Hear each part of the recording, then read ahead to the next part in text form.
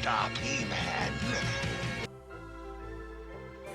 Welcome back to Retro Wednesday at the Titanium Hangar. This is Mike, and today I'm going to be talking about the Super 7 Reaction He-Man figures. And yes, these are those $18 a figure figures, but right now I'm picking them up anywhere between $6 and $8 each, which I think is a very good price for a 5 POA figure in 2022.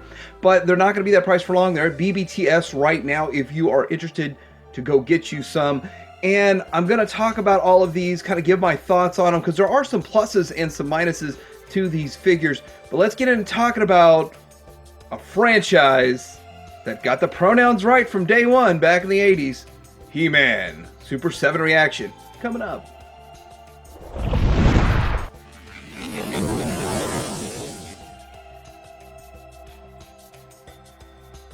So I'm going to go through these figures one by one individually and talk about them. But I want to talk about scale size first. They're supposed to match the Star Wars from back in the day, and Darth Vader is kind of not showing up very well on here. Does he show up better on this side? Yeah, anyway, he's supposed to match the scale of Darth Vader, Star Wars figures, those kinds of things. And then this is what Super 7 does. Well, this is actually the Matty Collector Mattel one, but this is the scale and size they do for their Ultimates. So a different product. This is a $55 product. This is an $18 product. This has a ton of articulation and looks really good. These look okay and 5 POA. But let's get into looking at the rest of these figures. All right, since we have Zodiac, I mean Zodak, of course.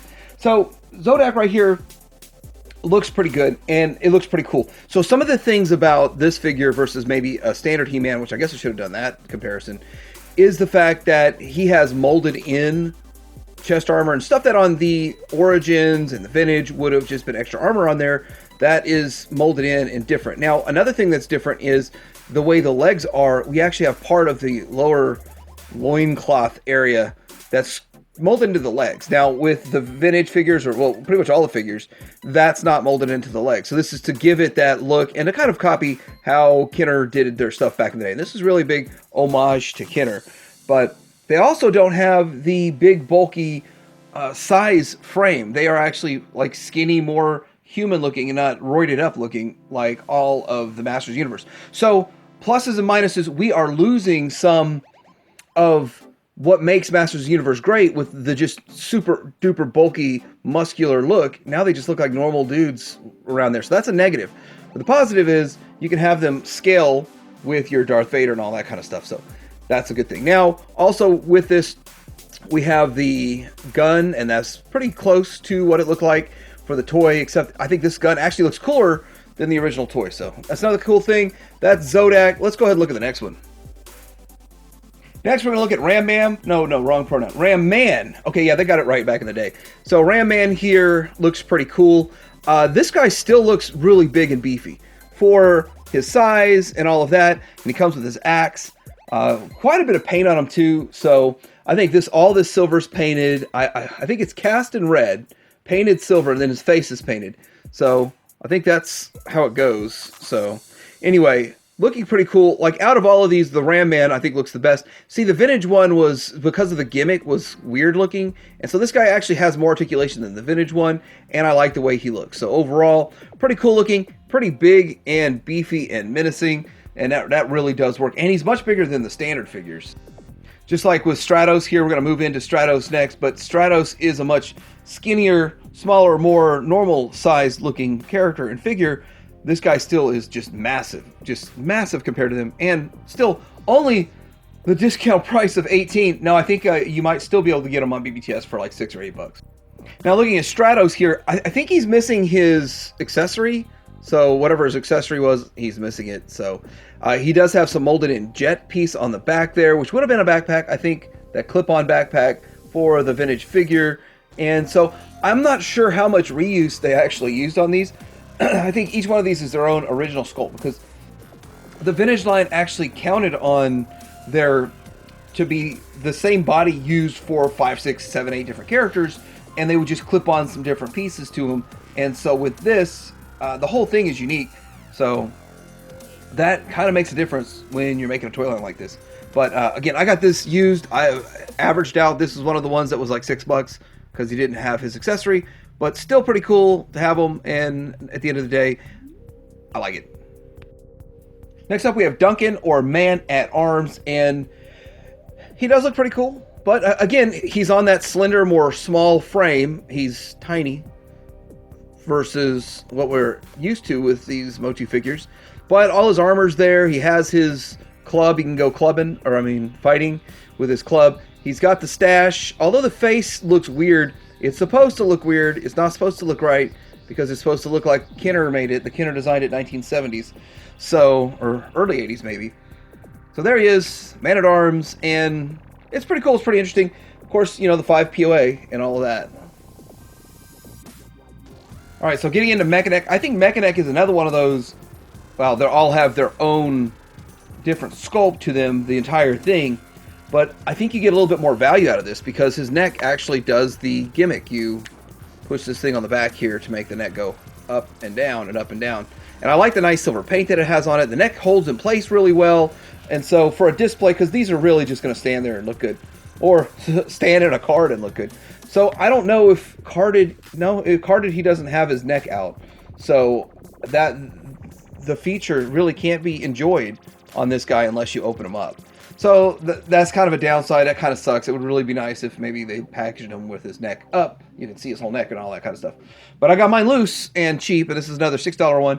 So he does come with this club also, so pretty cool. Here he is from the back. You can see the switch and all that kind of stuff. But I think he looks fine for a Mechaneck. I think a Mechaneck is kind of a thinner guy anyway, sort of a Plastic Man kind of look. So this mold kind of fits him really well. Okay, so we're going to get into She-Ra and Teela here, the ladies. And so with this, these are two completely different takes on how to do a female character. And it does look kind of classic. Now, with Teela here, she's sporting her normal kind of garb that you would expect with a vintage-looking Teela. And I think she looks great, except for her face looks really strange. She looks like she wants to tell you something. You smell bad, but I don't know how to tell you. Well, that's kind of the face she's got right there. It's terrible. Actually, the She-Ra face looks pretty good compared to the Teela face. But I do like all the gold accents right here, all through there. So that looks really good. And everything's molded in, so there's not really anything to worry about. And I don't have her staff, so I'm not really worried about it either. Now with She-Ra here, she's got a sword. And with this sword, it's actually pretty cool because the sword, it looks right. It looks exactly right, like it should. And we're going to get to Heman and his sword here in a bit. And then Skeletor and his not sword. But it's got the little paint and the dot in there and all that kind of stuff. So you can't have her lovingly caress it like she does when she does the transformation. But anyhow, she does have some gold accents on her too, the gold boots. And the hair is long and flowing, and it is soft. It's soft hair. So I think I wonder if it's separate and glued on. No, it's all molded into one part of the head. So anyway, still kind of cool and interesting way to be part of the Motu universe. Okay, next up we have Orko. Now, Orko came in 2 different versions, if I'm correct. One of them, mine's got some paint on it or something. One of them was clear, and I think they both had the staff. I only have one staff. He goes with the clear one. And then there's the non-clear one. So, anyhow, these are another one that were like $6 each. They were cheap, so I got them loose. Only one of them had his wand, so... pretty cool looking though overall, and I think a clear Orko is really interesting. I'm not too big on clear, like it doesn't really get me all excited, but the fact that Orko's kind of magic and all that kind of stuff, and he disappears and those things, I think that's a really good idea to make it clear. But they did a lot of clear ones. I got at least one more that's clear we'll be looking at here in a little bit. But yeah, Orko works, gets the job done, looks a whole lot like a retro looking Orko.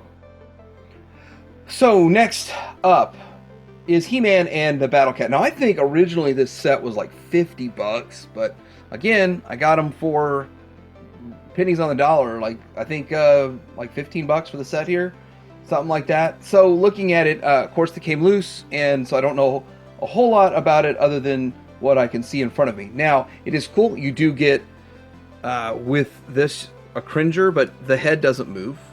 But that actually doesn't look like Cringer at all. It just looks like Battle Cat, so you can remove his battle armor like you should. And then, of course, when you put the battle armor on, no eyes. He's got his eyes closed. He doesn't want to see the fight. You have articulation in all 4 legs. but really you want to just match the pose so it stands well. And then you have articulation in the tail, so that works pretty cool. Here's He-Man, and he's going to come out of here. Now this is just like the old Kenner Tauntaun, where you can stick them in there. Now I hear that if you do that with the Panther, because it's flock, you're going to mess this up by putting Skeletor in and taking them out. So that's what I'm hearing. I don't have that one, so I don't know, and I guess I didn't get the joy of messing that up. So, all right, so here's He-Man. Now, this is where it kind of falls apart in the whole toy line. This He-Man does not look like what I would think of as He-Man. Muscular and strong, and like they could have given him a little bit more definition in the arms. They could have given him just a little bit something else to make him look a little stronger. He looks really puny, and that is sad. Very sad that he's so puny. But he does have some nice paint. The head sculpt looks really weird and awkward. If I'd paid $18 for this, I'd have been really mad, or disappointed, or sad, or all those feelings at the same time. But I got him at a good price, and the fact that he's just going to stand up here on this, and all the other figures, I think all the other figures look pretty decent, and the whole world looks pretty good. I think He-Man is an epic fail in this line. It just looks terrible. The Faker looks even better. So let's go ahead and look at the Faker, and I think he does look better than the He-Man for a couple of reasons. It's a whole thing is a different sculpt. It's not, I don't think they use the same head, and if they did, it's just that head's better in blue, I guess. But this whole chest piece is different, and it's molded in, and even down to the loincloth, even down to, if I get some more light on it, He-Man had dots on his waist that we don't see on this. So, I mean, it's all pretty much a new sculpt, or maybe they just borrowed another figure and I'm not seeing which one, but it does look like each one of these. That's part of the $18 price point, by the way. They all have the same sculpt, and they're not making so many, which, by the way, when Bbts sells out, I think it's over, and these things are going to start shooting through the roof. Bbts has them for $6 to $8, but when they start shooting through the roof because it's sold out, then, you know, you could say Titanium Hanger warned you. But yeah, Faker looks pretty good, and the Faker has a huge following. There's a lot of Motu collectors that absolutely love Faker, and I think his sword is exactly the same, though. They did reuse the accessories, and we're going to see some more accessories here in a little bit with Beastman. Beastman. But hey, let's go ahead and look at some more of these loose ones. So I guess I'm not really going in any order here, but we got Modulo, and I don't know, what accessory was he supposed to get? I don't see that he was supposed to come with an accessory. So anyway, we've got Modulo here. He looks pretty cool, and I like the fact that this is more of a build-a-figure, like you just build your parts on to make your Modulo from back in the day. Is my understanding. I actually didn't watch She-Ra at all. I think this was from the She-Ra, one of the She-Ra bad guys. But I think he's really cool. He fits in the Motu universe very well. Looks pretty cool. And I actually think this looks a lot like a vintage Modulo. Like, this size and scale, Modulo wasn't massive and beefy. He was his own kind of thing, and that is really cool. I mean, I think it looks pretty good. I think they did a good job with it. I like it, and I especially like that they included this. There's an alternate way to buy them, just two separate Moduloks and all that kind of stuff. So, but this is the one I got. I like it. Let's move on. Okay, so we've got Mantana. That's awesome. Mantana. Dude's got 4 legs all molded into 2 legs. Like, I guess that's the way it's supposed to be. And with this, he looks pretty cool. He's pretty interesting. Boom, Mantana. So, I think that they wanted to have this feature where his eyes pop out, but it barely does anything. Compared to the vintage one, this is almost nothing at all. But at least they tried or included some sort of a gimmick.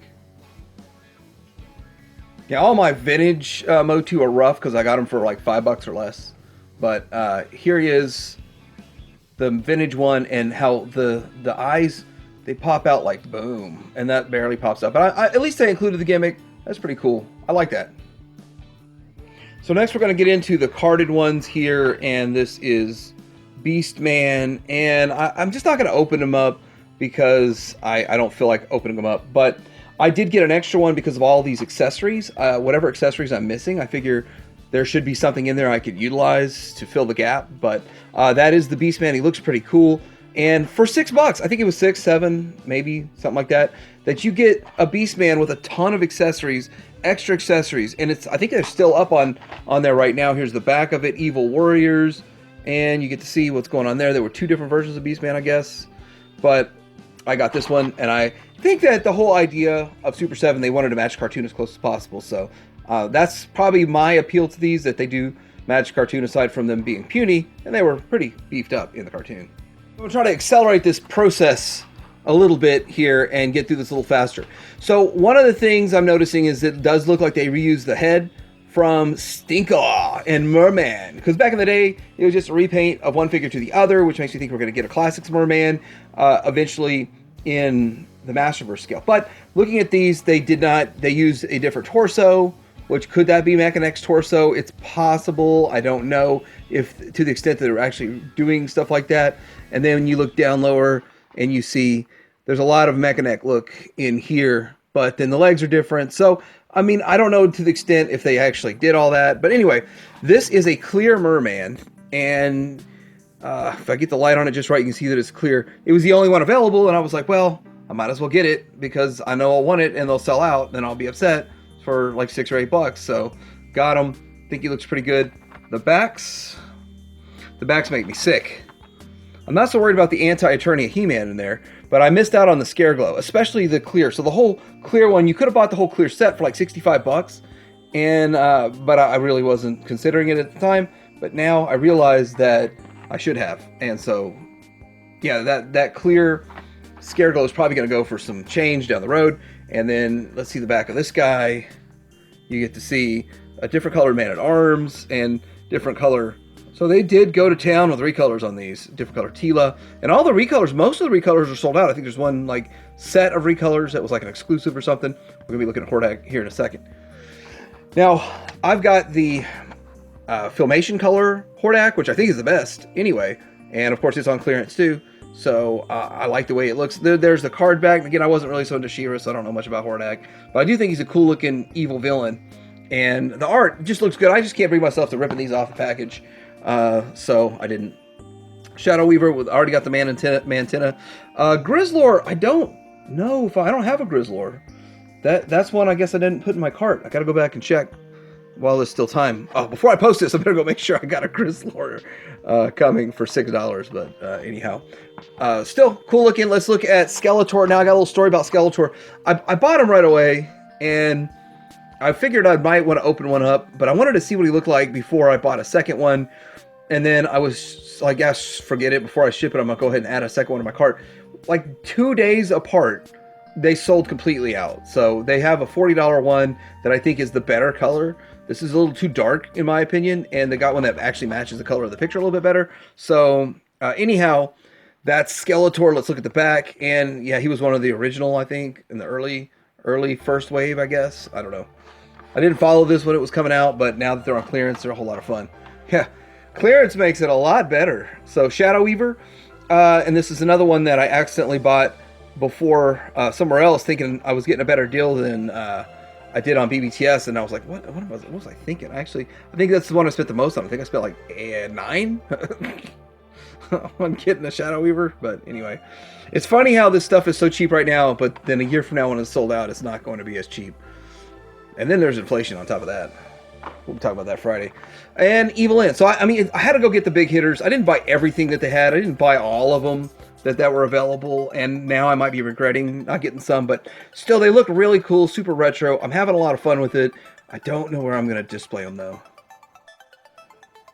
All right, so there's my quick look at pretty much the majority of the Reaction Motu line from Super 7. So it's pluses and minuses. If you're not into this kind of thing with a 3.75 inch scale, you're not into the 5 POA look and matching a vintage and it just looking like it's vintage, it's not for you. If you're not in on the price, put at $18. This is your time to get in on it for $6 to $8 on BBTS right now. For most of the figures, a couple of them still command a dumb price, but I just avoided those. So are they worth $18? Not at all. Are they worth $10? Yes. If these are $10, that's outstanding. At $6 and $8, I think it's a steal if you're into this kind of thing. If you're not at all, but you got to find a place to display it and put it and all this kind of stuff. So there's those issues out there. Now, the last thing I want to say is that if you are like me and you went to see the new Batman movie and were a little disappointed in the post-credit scene, stick around for my post-credit scene. I guarantee it'll make it up for it. Anyway, like and subscribe. Let me know what you think about all this. Dream Hanger out.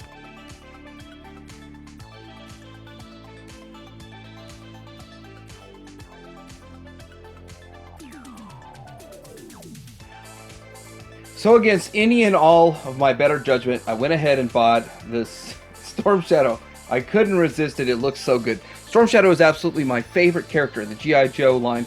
In the vintage era, any G.I. Joe line, Storm Shadow is my favorite. He's always my favorite. It feels good to be so bad. But one of the things about collecting these vintage Storm Shadows is they have a little bit of yellowing. I've even whitened one. But as you can see, this is super bright white, and I love the way it looks. Also, the way they integrated the weapons in the backpack, and you get just enough accessories with it. It works really well. I think it looks fantastic. I also haven't opened the really expensive $40 set from Hasbro Pulse yet that has one in it, but I've got loose ones, so I don't really need all that. Here's what they look like from the back, and I just think it looks really outstanding. A good showing. One of the things somebody pointed out also is that they printed a lot of stuff like on the legs. That's with this bright. I know the camera's probably not going to pick it up. But they did a lot of printing on the legs, which is kind of silly. It's a downside to it, but he does look very cartoonish. And so, yeah, this retro line is going to feel very cartoonish, like super hyper cartoon. And I think their ultimates are going to be hyper cartoon also. So I want to compare the bows, and very, very similar to the vintage bow. I bet you could just get away with using that if you wanted to, as your vintage bow is a little bit lighter. It's more of a charcoal than a black, but still it kind of works, gets the job done. Very reminiscent of the vintage era.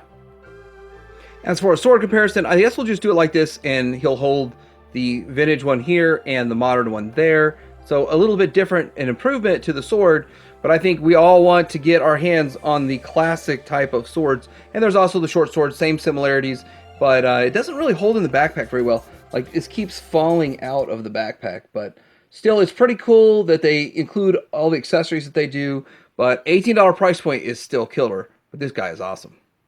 You've won this time, but I'll be